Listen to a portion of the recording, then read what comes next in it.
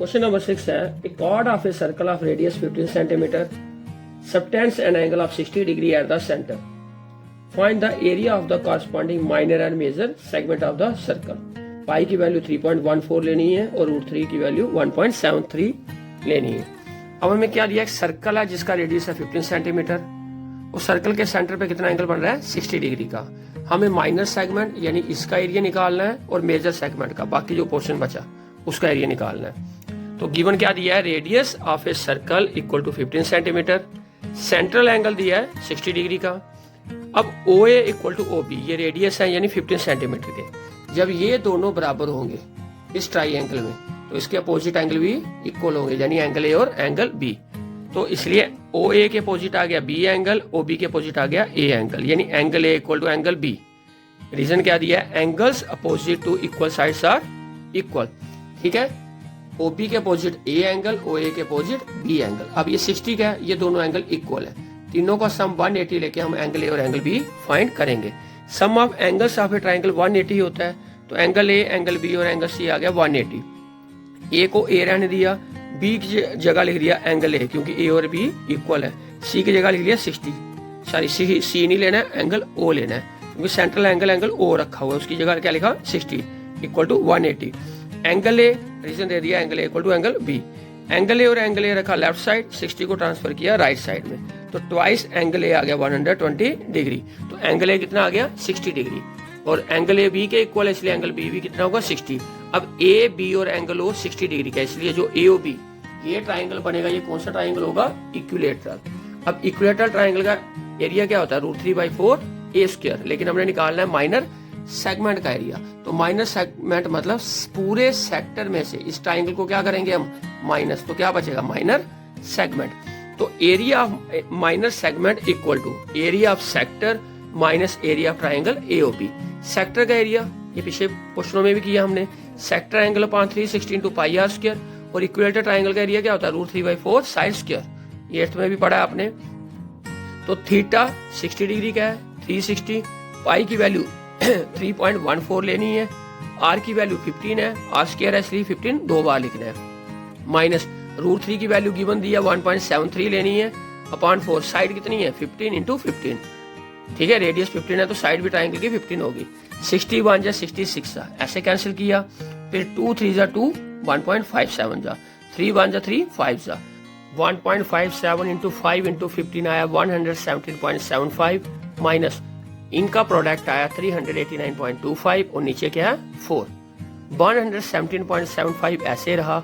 इसको जब हम 4 से डिवाइड करेंगे ये आएगा 97.3125। अब 117.75 में से हमने 97.3125 माइनस किया तो क्या है 20.4375 स्क्वायर सेंटीमीटर। यह है माइनर सेगमेंट का एरिया। अब माइनर का हमने एरिया फाइंड कर लिया जिसको मैंने शेड किया। अब मेजर का निकालना है तो टोटल सर्कल में से माइनर का क्या करेंगे माइनस, तो area of major segment equal to area of circle minus area minor segment. तो एरिया ऑफ सर्कल का फार्मूला आ गया पाई आर स्क्वायर, माइनर का भी एरिया निकाला 20.4375, पाई की वैल्यू 3.14, आर 15 इंटू 15 माइनस 20.4375, इन तीनों का प्रोडक्ट आया 706.5, माइनस क्या करना है 20.4375। जब हम इसमें से 20.4375 माइनस करेंगे तो आंसर आएगा 686.0625 स्क्वायर सेंटीमीटर। तो माइनर सेगमेंट का एरिया है 20.4375 और मेजर सेगमेंट का एरिया है 686.0625 स्क्वायर सेंटीमीटर। क्वेश्चन नंबर 7 है chord of a circle of radius 12 centimeter subtends an angle of 120 degree at the center. Find the area of the corresponding segment of the circle. Use pi equal to 3.14 and √3 equal to 1.73. हमने area of corresponding segment, अब central angle या sector angle दिया 120 degree, ठीक है, यानी AOB है 120 degree. इसका जो कॉरस्पॉन्डिंग सेगमेंट है वो ये वाला पोर्शन होगा, इसका एरिया फाइंड करना है। तो ये हुआ माइनर सेगमेंट, तो एरिया माइनर सेगमेंट हमने फाइंड करना है। उसके लिए पहले क्या करना है, सेक्टर का एरिया वो तो हम आराम से निकाल लेंगे, sector angle upon 360 into pi r square, minus क्या करना है ट्राइंगल का एरिया। ट्राइंगल का एरिया निकालना थोड़ा टफ है, वो मैं आपको समझाऊंगा तो ध्यान से। तो रेडियस ऑफ द सर्कल हमें गिवन दिया 12 सेंटीमीटर, सेंट्रल एंगल या सेक्टर एंगल दिया है 120 डिग्री। तो हमने ट्राइंगल का एरिया फाइंड करने के लिए क्या किया, बाइसेक्टर ड्रा किया एंगल AOB का। जब हम बाइसेक्टर ड्रा करेंगे वो इसको अपने आप क्या करेगा, बाइसेक्ट। क्यों करेगा बाइसेक्ट और परपेंडिकुलर लाई करेगा, क्यों करेगा, क्योंकि ये दोनों एंगल क्या होंगे 60 60 120 टोटल है, ये क्या होंगे रेडियस इक्वल, और ये क्या आएगा कॉमन, तो ट्राइंगल क्या होंगे कॉन्जुगेंट। जब ट्राइंगल कॉन्जुगेंट होंगे BP किसके बराबर आएगा AP, यानी OP क्या करेगा इसको बाइसेक्ट। साथ में ये एंगल क्या होंगे इक्वल, तो ईच 180 करके दोनों का सम 180 करके ये कितने आएंगे 90। तो कैसे हमने क्या किया, draw the bisector of angle AOB which meets AB at P। हमने AOB का बाइसेक्टर ड्रा किया OP, जो AB को कहाँ मीट कर रहा है P पे। तो हमने लिखा हुआ since OP bisects angle AOP and OA OB के बराबर है। अब जब OP इसको बाइसेक्ट कर रहा है और OA इक्वल टू OB ये दोनों बराबर है, तो इसलिए ये क्या करेगा एंगल को तो बाइसेक्ट कर ही रहा है पहले का, तो ये AB पर क्या बनाएगा परपेंडिकुलर बनाएगा और AB को बाइसेक्ट भी करेगा। सो OP will lie on the perpendicular bisector of AB। इसलिए जो OP होगा वो AB का क्या होगा परपेंडिकुलर बाइसेक्टर होगा, जिससे AP और BP बराबर हो जाएगी और एंगल OPB और एंगल OPA कितना हो जाएगा 90 का। AP BP इक्वल हो गई और angle OPA equal to OPB 90 का हो गया। अब OP क्या कर रहा है AOB को बाइसेक्ट कर रहा है, तो मैंने बताया ये दोनों एंगल कितने कितने के होंगे 60 60 के। तो AOP और BOP हो गया 120/2 यानी 60 डिग्री। अब ये एंगल 90 का है, ये एंगल 60 का है, तो ये एंगल हमने फाइंड करना है, ये कितना आएगा 30 का। कैसे, in triangle AOP sum of angles of a triangle is 180 degree. एक 60 का मैंने बताया, एक 90 का बताया। थर्ड एंगल हमने फाइंड करना है A यानी OAP इक्वल टू 180।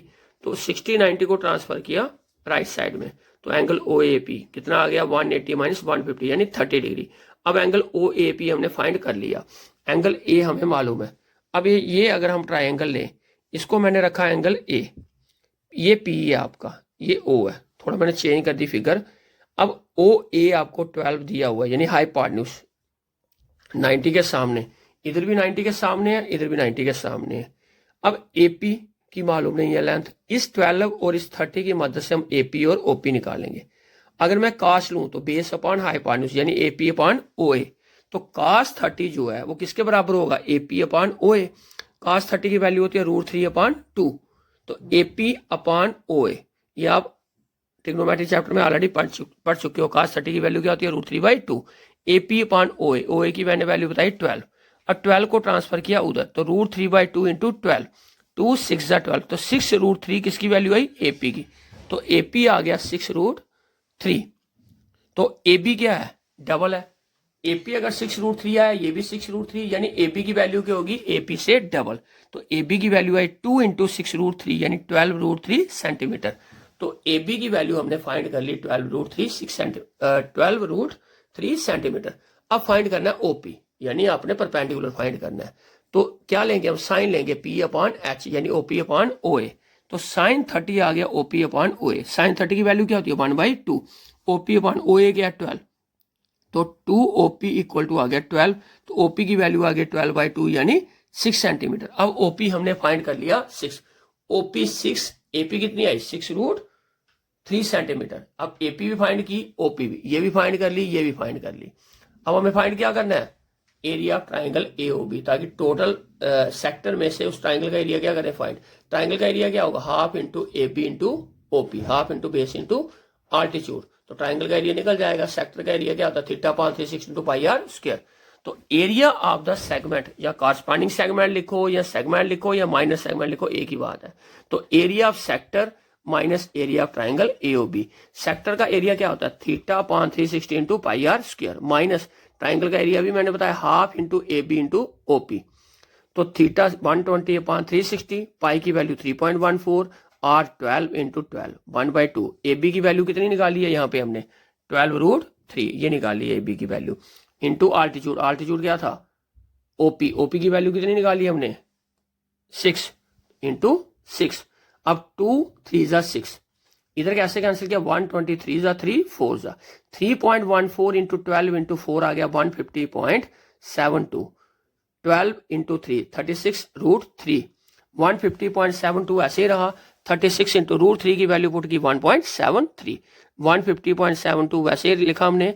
36 को जब इससे मल्टीप्लाई किया आया 62.28, 150.72 से जब 62.28 माइनस करेंगे तो क्या आएगा 88.44 स्क्वायर सेंटीमीटर। तो यही होगा हमारा एरिया माइनर सेगमेंट। अगर हमें मेजर पूछा होता तो मेजर कैसे निकालते, टोटल एरिया ऑफ सर्कल में से माइनर वाले को क्या करेंगे माइनस।